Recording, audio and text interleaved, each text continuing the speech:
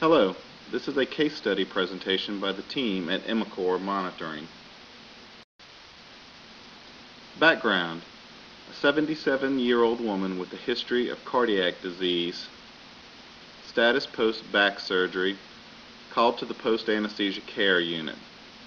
The patient is hypotensive with a blood pressure of 70 to 80 systolic, following both fluid administration and transfusion with a total of 4 units of PACU red blood cells.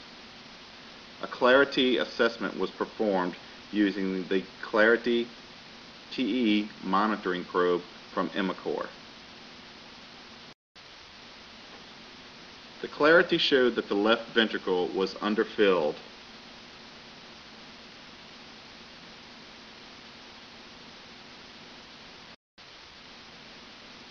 Here you can see the fractional area change as taken from the Imicor Zero system.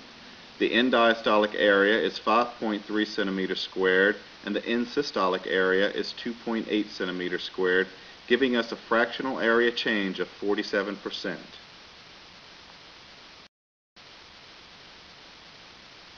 A 3-second cine loop of the left ventricle shows an underfilled ventricle with normal LV function. This correlates to the very low end diastolic area of 5.3 centimeters squared.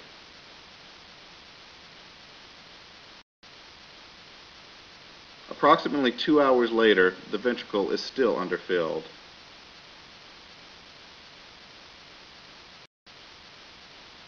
Two hours later, there is some improvement gauging by the end diastolic area, which is now 7.6 centimeters squared.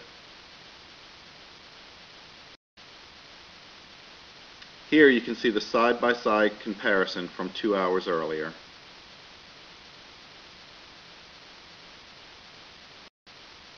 A distance measurement was done to show that the left ventricular wall was thickened and left ventricular hypertrophy is present. The following day, the patient's blood pressure has stabilized following administration of both IV albumin and PACU red blood cells. A CVA is diagnosed both clinically with left-sided weakness and with brain imaging studies.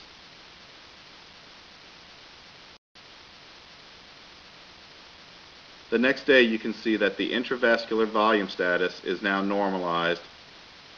The image on the right shows a left ventricular end diastolic area of 13.2 centimeters squared and a fractional area change of 62%, significantly improved from the day before.